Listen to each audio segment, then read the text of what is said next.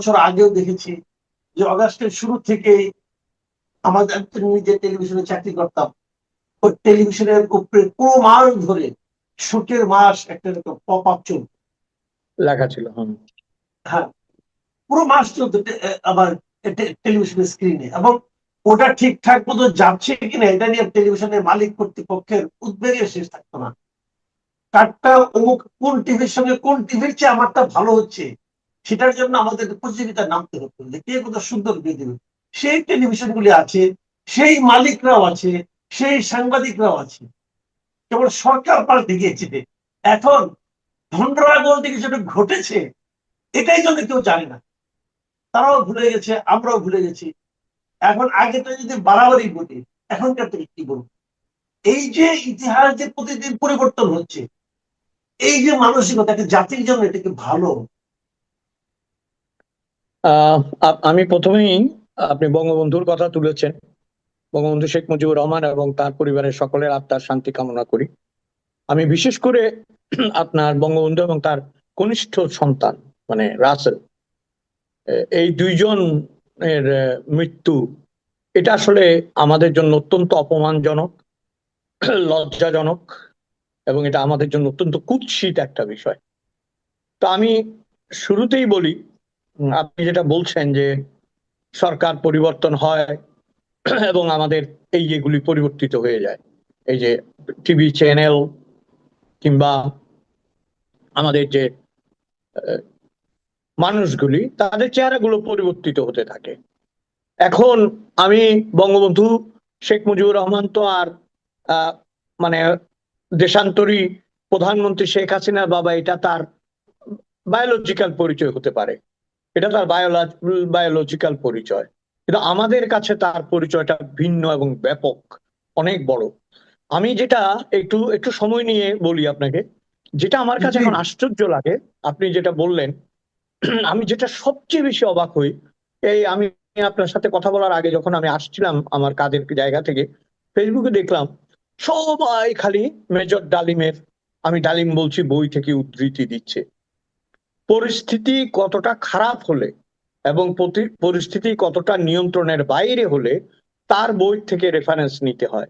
ভাই, আমার স্ত্রীকে যদি কেউ তুলে নিতে হয়, আমার স্ত্রীকেও যদি কেউ তুলে নিয়ে যায়, আমি আপনাকে গুলি করব, আমি ভাবিকে গুলি করব, আমি আপনার পুরো পরিবারকে গুলি করব? একটা এত বড় একটা জিনিসকে এই মাত্রায় নামিয়ে আনা, এটার জন্য তো আগের সরকারই দায়ী, আওয়ামী লীগই দায়ী।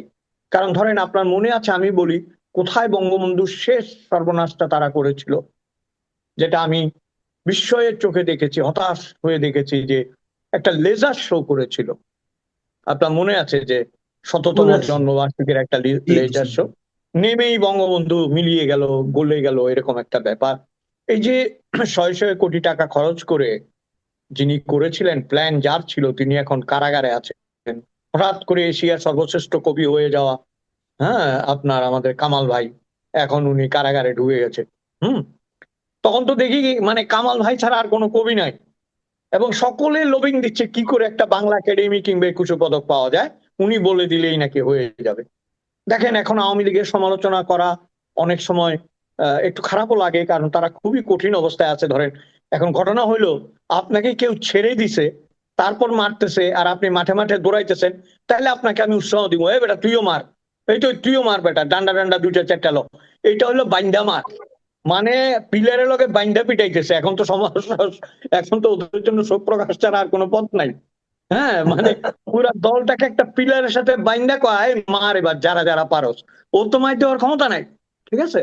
এখন ঘটনা হলো, আমি যেটা বলি, আমি আওয়ামী লীগ বিষয়ে আমার কঠোর সমালোচনা থাকে এবং থাকবেও, কিন্তু আমি বঙ্গবন্ধু, জয় বাংলা, মুক্তিযুদ্ধ, এই তিনটে বিষয়ে আপোষ করতে চাই না, করবো না। এখন একটা জিনিস দেখেন, সেদিন আমি এক জায়গায় বলেছি এটা, যে জেনজিদেরকে আমরা নাকি বুঝি না। ঠিক আছে, বুঝি না, জেনজিদের ভাষা বুঝি না, এটা বুঝি না, ওইটা বুঝি না। জেনজিরা সারাক্ষণ পাকিস্তান পাকিস্তান করে অস্থির। তা আমার কথা হচ্ছে, তোমরা পাকিস্তান থেকে দুইটা জিনিস শিখতে পারো না ভাই? অথবা বাপরা দুইটা জিনিস শিখো। পাকিস্তানের কোনো মানুষ তার দেশের নিন্দা করে না, আর তার জাতির পিতার সমালোচনা বা গালাগালি করে না। তোমরা এই দুইটা জিনিস শিখতে পারো না?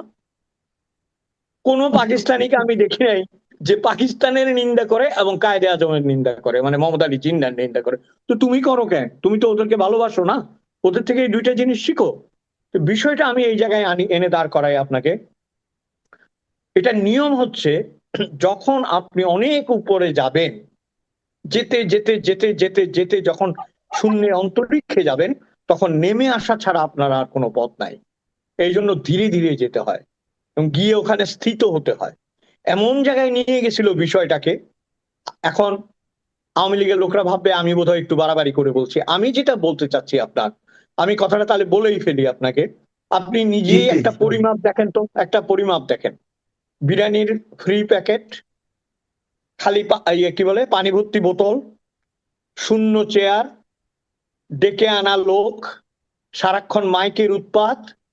এবং আমার খালি মনে হতো রবীন্দ্রনাথের ওই গানটা, তোমার কথা হেতা কেহ তো বলে না, করে শুধু মিছে কোলাহল। এই কোলাহলের যে বঙ্গবন্ধু, এই কোলাহলের যে বঙ্গবন্ধু, সেই বঙ্গবন্ধু শক্তিশালী না? গত 2 বছর যে বঙ্গবন্ধুকে অবরুদ্ধ করে রাখা হয়েছে, মাইক নাই, টেলিভিশন নাই, আপনি শুরুতে বললেন পত্রিকা নাই, কোথাও উনি নাই, কিন্তু মানুষের অন্তরে অন্তরে সামাজিক মিডিয়া ভাসিয়ে ফেলেছে। কোনটা শক্তিশালী? আওয়ামী লীগের তো এটা বুঝতে হবে। এই যেটা মানুষের কাছে ছেড়ে দিয়েছে সেটাই শক্তিশালী। তো আমি এই প্রসঙ্গটা শেষ করব শুধু একটা বেদনার কথা বলে। বেদনাটা হচ্ছে, বঙ্গবন্ধু পরিষদ গঠিতই হয়েছিল এই মানুষটিকে রাজনীতির হাত থেকে বাঁচিয়ে সর্বজনীন করে তোলা, ইন্টেলেকচুয়ালি বঙ্গবন্ধুকে পোর্ট্রে করা, আন্তর্জাতিকভাবে বঙ্গবন্ধুকে আপনার বড় করে তোলা ইত্যাদি। শুরুতে যে এই কাজগুলো হয় নাই তা নয়, যখনই আওয়ামী লীগ ক্ষমতায় গেড়ে বসেছে তখন এইসব লোকগুলো আস্তে আস্তে সারেন্ডার করেছে, নয়তো সরে গেছে, এবং সেই মাপের কোনো লোকও নেই। বঙ্গবন্ধু হয়ে গেল আপনার রাজনীতির একটা পাত্র। তিনি কিন্তু শুধু রাজনীতির, তার যে রাজনৈতিক আপনার ভূমিকা বা অভিজ্ঞতা বা তার যে আহ, আমি বলবো যে স্থান, সেটা তো 1971 সালে ডিসাইড হয়ে গেছে। আর আরেকটা কথা আমি একটু বলতে চাই, একটা মানুষ সারা জীবন সংগ্রাম করেছে, সারা জীবন জেল খেটেছে, সারা জীবন এই জাতির মুক্তি চেয়েছে, তাকে বিচার করতে হবে বাকশাল দিয়ে? এটা কি ধরনের কথা? তাকে খালি ওই বাকশালটা দিয়েই বিচার করতে হবে? বাকশাল তো তিনি প্রয়োগ করারও সুযোগ পাননি। আরো একটা কথা আমি আপনাকে বলতে চাই, যে পাকিস্তানিদেরকে যে এত ভালোবাসছে যারা, তারা জানে না পাকিস্তানের কি মূল্যায়ন। পাকিস্তানের মূল্যায়নটা কি আমাদের মুক্তিযুদ্ধ নিয়ে? ওরা বলেছে এই শেখ মুজিব, তার আওয়ামী লীগ, হিন্দু শিক্ষক আর নারী, এরা বাংলাদেশ স্বাধীন করেছে। ওরা বলেই দিয়েছে, বুঝছেন? ওদের যে অফিসিয়াল ডকুমেন্টে ওরা বলেছে। তো একে ওকে জি তো বঙ্গবন্ধুর সাথে দাঁড় করালে হবে না। আমি শেষ কথাটা এটাই বলি আপনাকে, যে বঙ্গবন্ধু একটা গল্প নিজেই বলতেন, যে 69-এর গণ অভ্যুত্থানের সময়, মানে তিনি যখন বেরিয়ে এলেন, তাকে তিনি বলছেন যে আমি জানতাম আমি বেরিয়ে আসবো। সবাই বলছে যে আপনি কি করে জানতেন? বলে আমার একটা পত্রিকা দিত, ইত্তেফাক। বলে ইত্তেফাকে প্রথম যখন আমার কাছে দিত তখন একটু কাটা থাকতো, মানে ওইটুকু আমার নিউজ, তারপরে দেখি এইটুকু কাটা, তারপরে দেখি এইটুকু কাটা। একবার দেখি কি আমি পুরাই পত্রিকা দিয়ে বাইরে যেতে পারছি, তার মানে কি আমার তো বাইরে অসময় হয়ে গেছে, বুঝছেন? ইনি আমাদের বঙ্গবন্ধু, কিন্তু ইনি আমাদের বঙ্গবন্ধু। আমি তার আত্মার প্রতি শ্রদ্ধা জানাই, এবং এটা মানতেই হবে, যতদিন এই বাংলাদেশ মুক্তিযুদ্ধ ততদিন বঙ্গবন্ধু থাকবেন। একটা বিষয় আমরা খেয়াল করেছি, যে ধরলাম আমরা অন্তর্বর্তীকালীন সরকার যখন ছিল ডক্টর ইউনূসের সরকার, তাদের একটা তারা সদ্যই আওয়ামী লীগের পতনের পর তারা রাষ্ট্র ক্ষমতায় এসেছিল। খালি তাদের মধ্যে একটা চিন্তা থাকতেই পারে যে আমরা ওইটার যেহেতু বিপরীত ভাবে এসেছি, কাজে ওটাকে আমরা, তাছাড়া সে আন্দোলনে জামাত শিবিরের একটা বড় অংশ ছিল, তারা সবাই মিলে কিন্তু মুক্তিযুদ্ধকে অথবা বঙ্গবন্ধুকে ছোট করে দেখানোর একটা তাদের মধ্যে প্রচেষ্টা ছিল। তারপরে একটা নতুন গভর্নমেন্ট আসলো, একটা গণতান্ত্রিক সরকার আসলো। এই সময়ে যা কিছু ঘটলো, অনেকে কিন্তু এটা এতটা প্রত্যাশা করেনি, কারণ এই সরকারের আমলে প্রথম 15 আগস্ট 32 নম্বরে মানুষ ঢুকতে পারবে না, ওই রাস্তার সামনে রাস্তাটাই বন্ধ করে দেওয়া হলো। কেউ একজন এলো, তো কেন এলো তাকে মবে শিকার করা হলো, তাকে তাতার উপর চড়াও হলো, তাকে ঝাড়ু পিটা করা হলো। এবং ওখানে পুলিশ নির্বিকার দাঁড়িয়ে থাকলেন। পুলিশরা বরং যারা মব সৃষ্টিকারী তাদেরকে এক ধরনের প্রশ্রয় দিলেন। যারা ওখানে গিয়েছিলেন শ্রদ্ধা জানাতে তাদেরকে ধরে নিয়ে গেল পুলিশ। আমার প্রশ্ন হচ্ছে যে এটা তো কোনো আইনের মধ্যে পড়ে না। এটা তো আমরা জানি। কিন্তু আমি বলতে চাচ্ছি যে এই যে মানসিকতাটা সরকার প্রকাশ করবে, এই মানসিকতা প্রকাশের মাধ্যমে সরকারকে একটা ঐক্যবদ্ধ জাতি গঠনের ক্ষেত্রে তুমি ইতিবাচক ভূমিকা পালন করতে পারবে?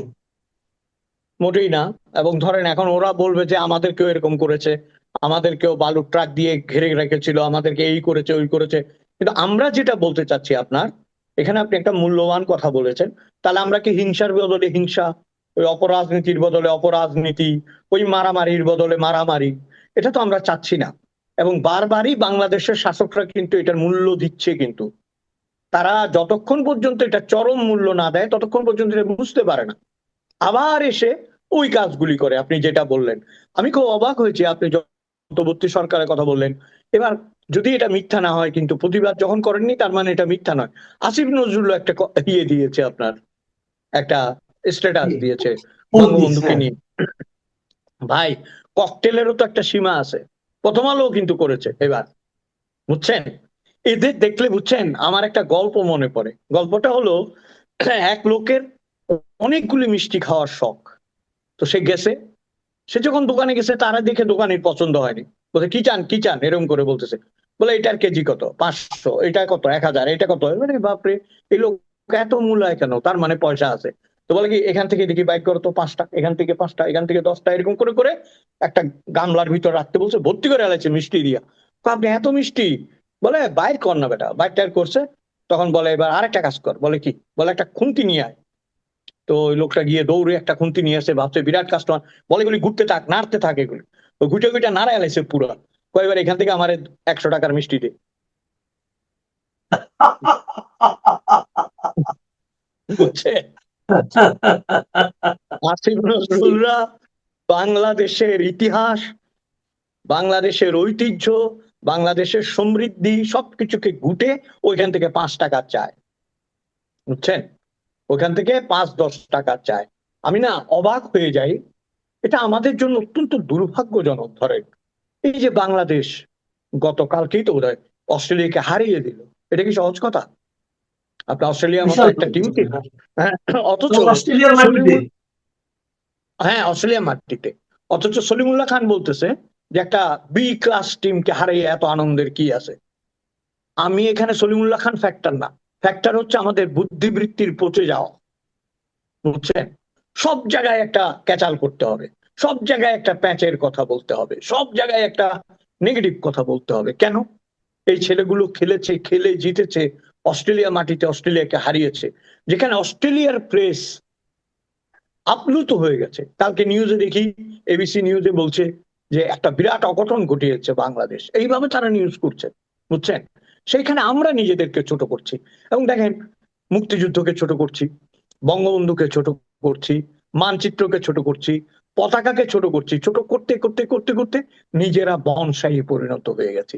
আপনাকে ওই কথাটার একটা মানে উত্তর তো নয়, ওই কথাটার একটা পরিপ্রেক্ষিতে বলি। বিএনপির উচিত ছিল 15ই আগস্টকে লিবারেল করে রাখা, তাদের পালন করতে হবে, কথা নাই। কিন্তু সেটার পরিবেশটা যদি সহজ হতো, তাহলে মানুষ, একটা কথা আপনি ভালোভাবেই জানেন, এবারে নির্বাচনে বিএনপি জিতেছে দুই ধরনের ভোটে। একটি হচ্ছে এনটি ইউনুস, ওই যে অন্তর্বর্তী সরকারের যে বিপদ, এনসিপির যে বিপদ, এগুলির বিপদ থেকে বাঁচার জন্য মানুষ করেছে। আর একটা হয়েছে আপনার আওয়ামী লীগের বিকল্প হিসেবে চেয়েছে, ভাই তুই আমাদেরকে বাঁচা, অসাম্প্রদায়িকতা দিয়ে, গণতন্ত্র দিয়ে, মারামারি বন্ধ করে, মব বন্ধ করে তোরা আমাদেরকে বাঁচা। এই জায়গাটা যদি, এই স্পন্দনটা যদি বুঝতে না পারে, এবং যদি 15ই আগস্টকে স্বীকার করতে না পারে, অথবা স্বীকার করার মতো পরিবেশও যদি দিতে না পারে, তাহলে তো ভবিষ্যতে ধরেন সময় তো ছেড়ে কথা বলবে না, তাই না? এখানে একটা কথা আপনি যেহেতু আপনি ক্রিকেটের কথাটা বলেনি, আমি একটা ছোট কথা বলতে চাই। ছোট কি, যে আমাদের এই দল যখন জিততে গেল, এই বড় খবরটা আমাদের বর্তমানে বোর্ডের যিনি প্রেসিডেন্ট আছেন তামিম ইকবাল, তিনি দেখলাম যে প্রধানমন্ত্রীকে জানিয়েছেন, যে সুখবরটা জানিয়েছেন। এবং জানানোর সময় উনি এবার বিশেষ উল্লেখ করেছেন যে যে ছেলেটা আমাদের আপনার সেঞ্চুরি করেছে প্রথম ইনিংসে, এই তানজিদ হাসান, তার সম্পর্কে বলতেছে যে উনি কিন্তু আমাদের বগুড়ার ছেলে। দেখেন মানসিকতাটা কি। দেখেছেন? সঙ্গে সঙ্গে তার তো ওই ফোনটা দেখলাম, আমি একটা ভিডিওতে দেখলাম, সঙ্গে সঙ্গে প্রাইম মিনিস্টার কিন্তু সঙ্গে সঙ্গে বললেন না বগুড়ার কেন হবে, সে তো বাংলাদেশের ছেলে। এক্স্যাক্টলি। এই জায়গাটাই কিন্তু আমি বলবো যে আমাদের প্রাইম মিনিস্টার কিন্তু মানে আমার কাছে মনে হয়েছে যে তেল দেওয়ার যে মানসিকতাটা এটাকে যেন ঠেকিয়ে দেওয়ার চেষ্টা করলেন এখান ভালো থেকে। করেছে এটা। হ্যাঁ, আপনি এটাকে কিভাবে দেখবেন এটা এই না, এটা হচ্ছে কি, ধরেন এই গোপালগঞ্জ বলতে বলতে মুখ টুক কালা হয়ে গেছিল না মানুষের, কেমন তুতু তুতু বেরিয়ে যেত, গোপালগঞ্জ গোপালগঞ্জ গোপালগঞ্জ এগুলি বলতে বলতে। এখন ভাবছে বগুড়া বগুড়া বগুড়া বগুড়া বললে কিছু একটা পাওয়া যাবে। একটা জিনিস দেখেন, একজন ক্রিকেটারের তো এই জায়গায় নামার প্রয়োজন নেই, তাই না? এই জায়গাটা নামার, তার মতো একটা স্টার ক্রিকেটার, সে কিন্তু আমাদের চট্টগ্রামের এবং আমাদের বাড়ির কাছেই তাদের বাড়ি, আগেও বলেছিলাম, আমাদের একেবারেই কাছে আমরা যেখানে থাকতাম।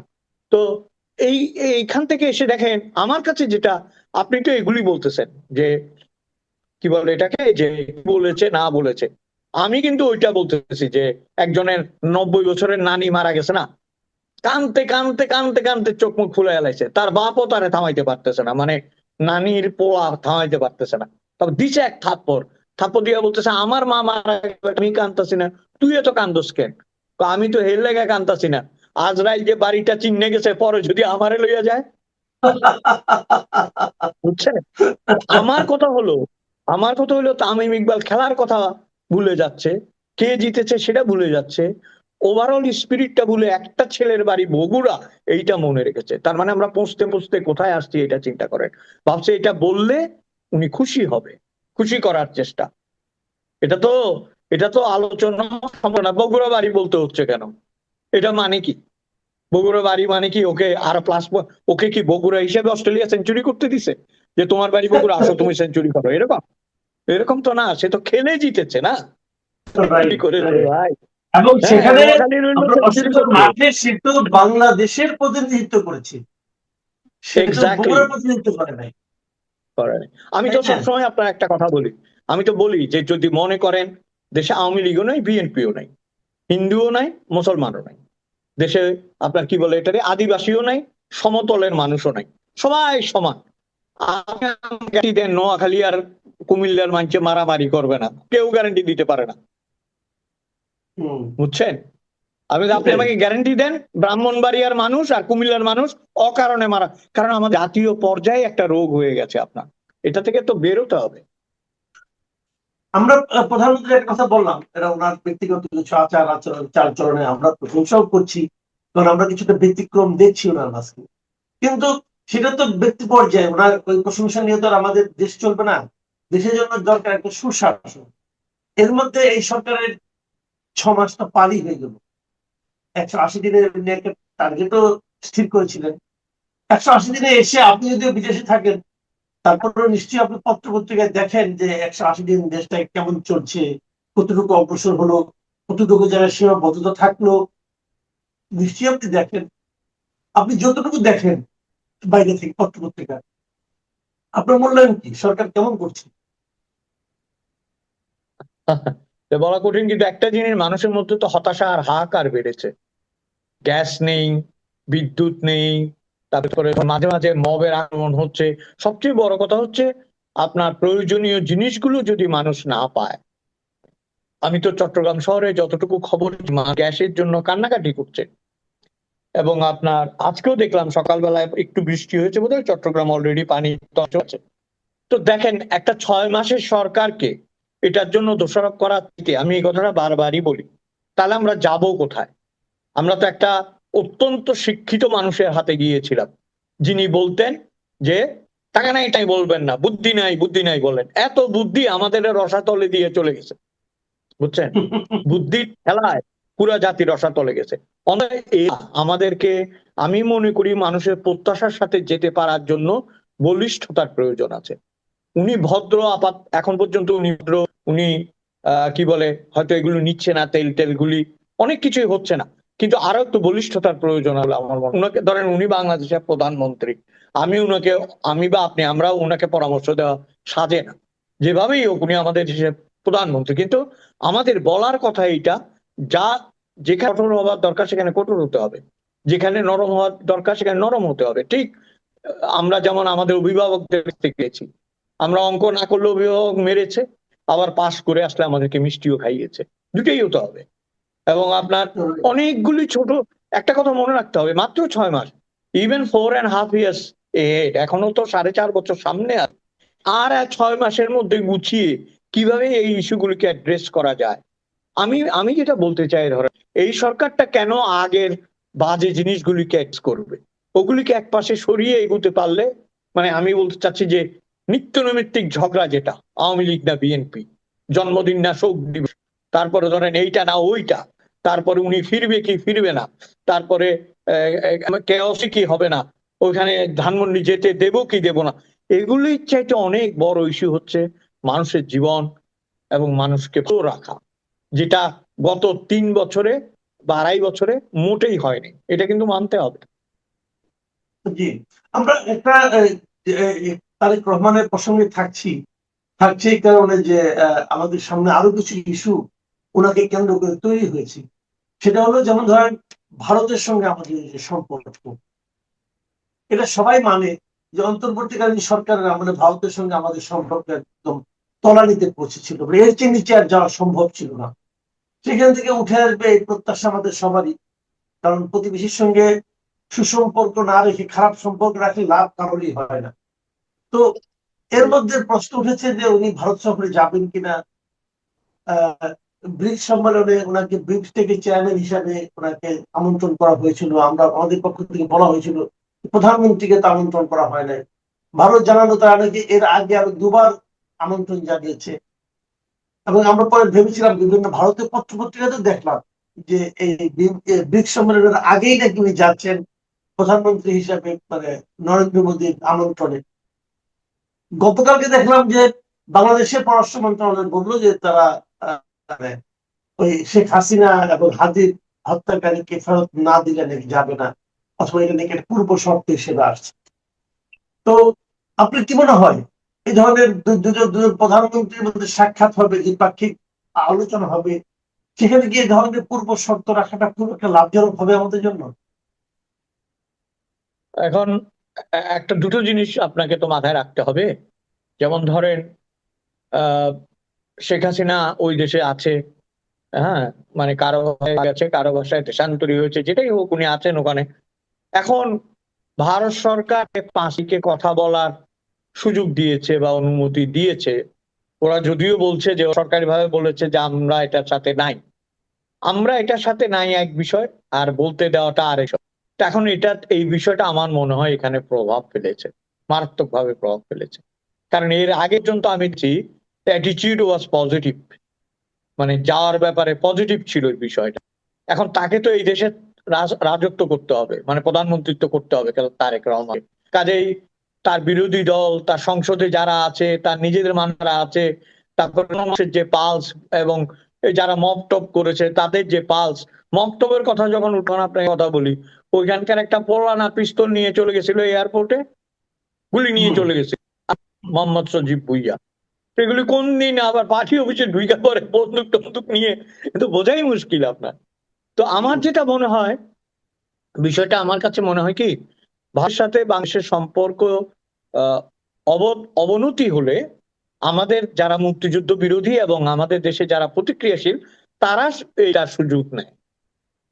এবং তারেক রহমানের বয়স, অভিজ্ঞতা কম হলেও তার যে বয়স এবং তার দলের বর্তমান যে অবস্থা এবং মানুষের যে চাওয়া, সেটা কেন্দ্র করে এরকম একটা বৃহৎ প্রতিবেশীর সাথে আমার মন বিবাদ না থাকাই ভালো। এখন আমি আগেই বলছি, বৃহৎ প্রতিবেশীরও কিছু দায়িত্ব আছে। বৃহৎ প্রতিবেশীর কাঁধটাও বড় হওয়া উচিত, যেখানে আমরা নিশ্চিন্তে মাথা রাখতে পারি, তাই না? আমরা যেন বন্ধুত্বের সম্পর্কটা রাখতে পারি। এখন উনারা যদি ধরে থাকে যে না আমরা এই পক্ষ অবলম্বন করব, ওই পক্ষে যাব না, তাহলে বাংলাদেশের জন্য এটা টাফ। এটা টাফ বাংলাদেশের জন্য, এটা বুঝতে হবে। আর তারা যেটা বলছে যে আমরা, এখন তাদেরও তো লাভ আছে, একদিনে কয়েক লোক ভিসার আবেদন করতেছে, তাই না? ওই লোকগুলি যাবে, ডলার খরচ করবে, টাকা খরচ করবে, তোমাদের অর্থনীতিকে বেগবান করবে। তো এটা তো তাদেরও আছে। আমার যেটা মনে হয়, সৎ প্রতিবেশী সুলভ যে নীতি, এগুলো তো মুখের কথা ধরেন আমি বলতেই পারি, কেউই মানে না যদিও, যদি ন্যূনতম মেনেও আমরা সম্পর্কটা স্বাভাবিক রাখতে পারি, ধরম মহরমের দরকার নেই, দহরম মহরম শব্দটাকে আমি ভয় পাই ভাই, কারণ দহরমের পরেই আছে মহরম, মানে আয়োজন আয়োজন করতে হবে, বুঝছেন? সেই জন্য দহরম মহরমের কোনো দরকার নেই। সৎ প্রতিবেশী সম্পর্ক কিভাবে রেস্টোর করা যায়, কিভাবে বজায় রাখা যায়, সেটা আমার মনে হয় কাম্য হওয়া উচিত। জি, অনেক ধন্যবাদ জনাব অজয় দাশগুপ্ত। প্রিয় দর্শক, আপনারা শুনলেন আমাদের বিভিন্ন দেশের বিভিন্ন রকম